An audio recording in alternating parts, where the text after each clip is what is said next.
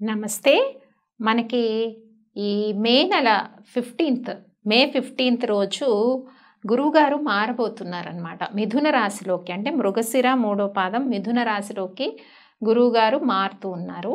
So ఇలా మారినప్పుడు మనకి సరస్వతి నదికి పుష్కరాలు వస్తాయన్నమాట. గురువు ఎప్పుడు కూడా ట్రాన్సిట్ అయినప్పుడు ఒక్కొక్క నదికి పుష్కరాలు వస్తూ ఉంటాయి.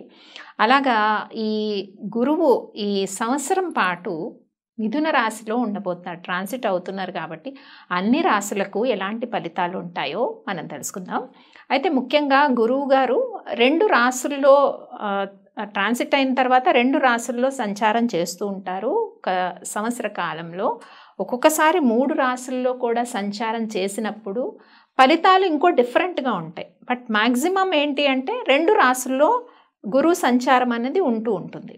అయితే ఈ 15th మే రోజు జూపిటర్ ట్రాన్సిట్ అవుతుంది కాబట్టి ఈ జూపిటర్ ట్రాన్సిట్ అయినప్పుడు కొన్ని రాశులు కొన్ని ఫలితాలు మారుతూ ఉంటాయి. సో అటువంటి రాశుల్లో ముఖ్యంగా మొదటిది మేషరాశి. అయితే ఈ గురువు మారినప్పుడు 2 రాశుల్లో ఈయన సంచారం చేస్తారు అని మనం అనుకున్నాం. కాబట్టి అక్టోబర్ మాసంలో 2025 అక్టోబర్ మాసంలో పునర్వసు 4వ పాదం కర్కాటక రాశిలోకి ముందుకు వెళ్తున్నారు. అతిచారం అంటారు. అతిచారంతో గురువు ముందుకు వెళ్ళిపోతున్నారు. డిసెంబర్ వరకు అక్కడ ఉండి మళ్ళీ వెనక్కి వస్తారనమాట. సో ఈ 2 నెలలు మినహాయించి మిగతా అన్ని మాసాలకి కూడా ఈ ఫలితాలు అన్నవి వర్తిస్తాయి. సో ముఖ్యంగా మనం ఫస్ట్ చెప్పుకున్నాము మేషరాశి వారికి గురు సంచారం ఎలా ఉండిపోతుంది. ఈ గురు సంచారం మేషరాశి వారికి తీసుకున్నట్టయితే ముఖ్యంగా బంధువుల నుంచి విరోధాలు ఎక్కువగా ఉంటాయి.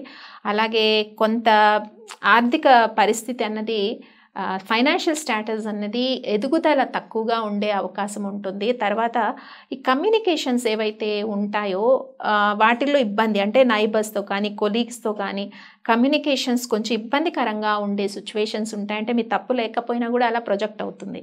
సో ఈ రకంగా మేషరాశి వారికి ఉండడానికి అవకాశం ఉంటుంది. ఆదాయం మార్గాలు పెరిగే అవకాశాలు అనేవి తక్కువగా మేషరాశి వారికి ఉండబోతున్నాయి. కాబట్టి మేషరాశి వారు కొంత ఏం చేయాలంటే గురువారం రోజు దక్షిణామూర్తి ఆరాధన చేయటం కానీ, లేదా సాయిబాబా ఆరాధన చేయటము, శనగల్ని దానం చేయటం, ఇలాంటి పరిహారాలు చేసుకుంటే ఉపశమనం అనేది ఉండడానికి అవకాశం ఉంటుంది. నెక్స్ట్ రాశి వృషభ రాశి వారికి గురు సంచారం చాలా అనుకూలంగా ఉంది. అనుకూలత అంటే ఇక్కడ వృషభ రాశి వారికి ఏ రకంగా ఉంటుంది అంటే ఆదాయ మార్గాలన్నవి పెరుగుతాయి. ఖర్చు పెట్టిన ప్రతి రూపాయి కూడా ధర్మబద్ధంగా, అంటే పాజిటివ్గా అది ఎక్స్పెన్సెస్ అనేవి ఉంటాయి. మంచి శుభకార్యాలకి ఖర్చు ఉంటుంది. ఆదాయ మార్గాలు పెరుగుతుంది. కుటుంబంలో మనశ్శాంతి ఉంటుంది. సమాజంలో గౌరవం పెరుగుతుంది. ఈ రకంగా అంటే ఉద్యోగ అవకాశాలు పెరుగుతాయి. తర్వాత ఆదాయ వనరులు పెరుగుతాయి. సమాజంలో గౌరవము, ఇవన్నీ కూడా అంటే ధన లాభము, వస్త్ర లాభము, బంగారము, ఇవన్నీ కూడా వృద్ధి చెందడానికి వృషభ రాశి వారికి అవకాశం అయితే కనిపిస్తుంది ఈ 15th మే జూపిటర్ ట్రాన్సిట్ వల్ల. నెక్స్ట్ రాశి మిథున రాశి వారికి గురు సంచారము అంత అనుకూలంగా లేదని మనం చెప్పుకోవచ్చు. ఎందుకంటే ఆలోచనలు అన్నవి మారిపోతూ ఉంటాయి అన్నమాట. స్టెబిలిటీ ఆలోచనలు ఉండవు.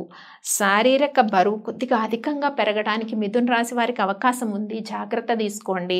టైంకి ఫుడ్ తీసుకోలేకపోవడము, గోచార రీత్యా లగ్నంలోకి గురు సంచారం చేయడం అంత శుభ ఫలితాలు కాదు అని చెప్తూ ఉంటారు. కాబట్టి సో ఇలాంటి ఫలితాలు ఉంటాయన్నమాట. గౌరవం సమాజంలో కొంతగా తగ్గడము, తర్వాత ప్రతిదానికి కూడా నెగిటివ్గా ప్రొజెక్ట్ అవ్వడము సొసైటీలో కానీ ఏదైనా, ఇలాంటి సిచ్యువేషన్స్ అనేవి ఉంటాయి. కొంచెం అదృష్టానికి ఆటంకాలు కూడా కలుగుతాయి.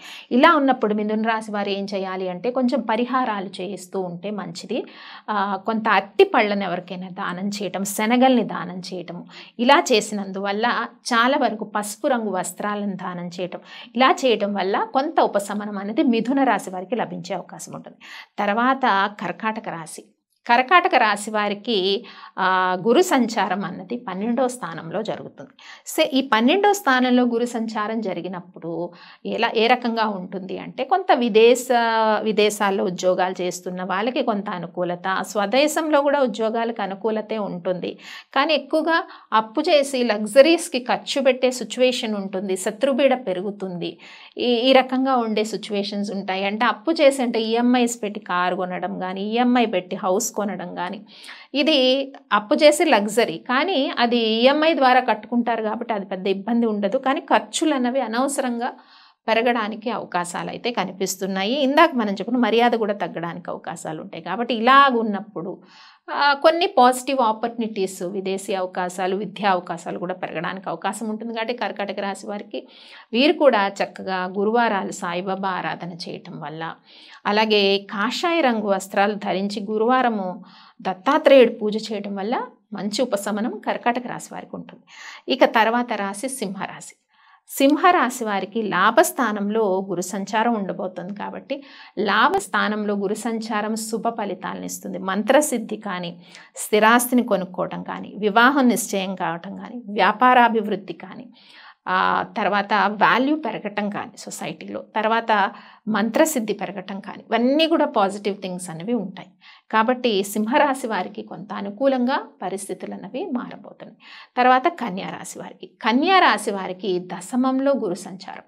ఈ దశమంలో గురు సంచారం అనేది కొంత పై అధికారులతో మనస్తాపం కలిగించే అవకాశం ఉంటుంది. సడన్గా జాబ్ పోవటం కానీ, లేదా అంటే ఏదో మీరే జాబ్ని పై అధికారులతో ఇబ్బంది ఉందనో, జాబ్లో అసౌకర్యంగా ఉంది అనిపించి మీరే ఆ ఉద్యోగాన్ని వదిలి వెళ్ళిపోవడం కానీ, ఇలాంటి సిచ్యువేషన్స్ ఇటు విదేశాల్లో అయినా స్వదేశంలో అయినా ఇలాంటి సిచ్యువేషన్స్ ఉంటాయి. డిసప్పాయింట్మెంట్స్ ఉంటాయి. ఫైనాన్షియల్ డిసప్పాయింట్మెంట్స్, జాబ్ డిసప్పాయింట్మెంట్స్ అనేవి ఎక్కువగా ఉంటాయి. ఈ విషయాలు జరిగినప్పుడు తొందరపడి నిర్ణయాలు తీసుకొని జాబ్ని వదిలివేసేసి వెళ్ళిపోవడం, ఇలాంటి పనులు అన్నవి అస్సలు చేయదు. ఇలా వెళ్ళిపోయినట్టయితే తిరిగి మళ్ళీ ఉద్యోగం పొందడానికి జాప్యం అయ్యే సిచ్యువేషన్స్ అయితే ఉంటాయి. కాబట్టి కన్యా రాశి వారు ఈ విషయంలో జాగ్రత్తగా ఉండాల్సిన పరిస్థితి ఉంటుంది. వీరు కూడా కొంత గురు బలం పెంపొందించుకోవడానికి కొంత సాయిబాబా ఆరాధన, దత్తాత్రేయుడు ఆరాధన, అలాగే కాషాయ రంగు వస్త్రాలని ధరించడము గురువారాలు, ఆ వస్త్రాలను ఎవరికైనా దానం చేయటము, ఇలాంటి పరిహారాలని పాటించవచ్చు.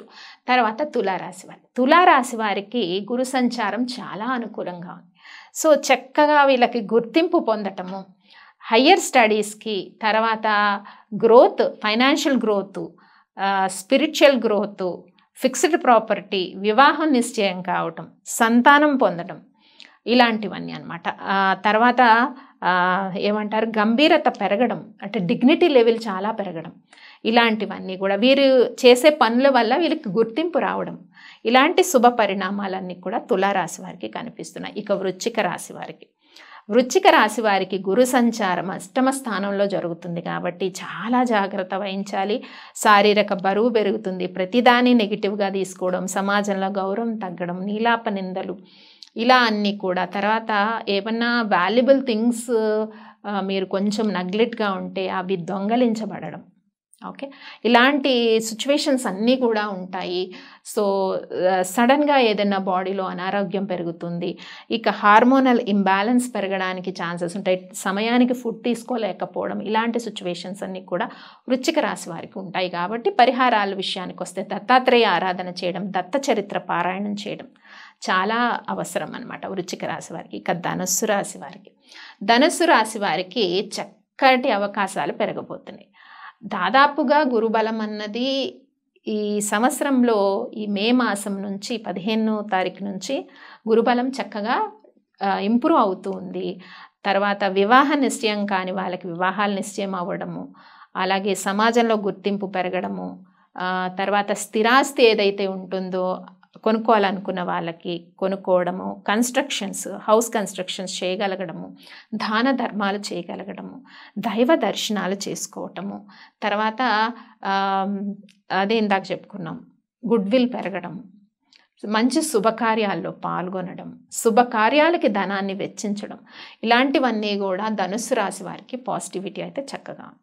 ఇక తర్వాత మకర రాశి వారికి. మకర రాశి వారికి సంవత్సరం పాటు గురు సంచారం అన్నది 6వ స్థానంలో సంచారం చేస్తారు. కాబట్టి ఇలా సంచారం చేసినప్పుడు కొన్ని రకాలైన ఇబ్బందులు మకర రాశి వారికి కలుగుతాయి. ఎలాంటి ఇబ్బందులు కలుగుతాయి?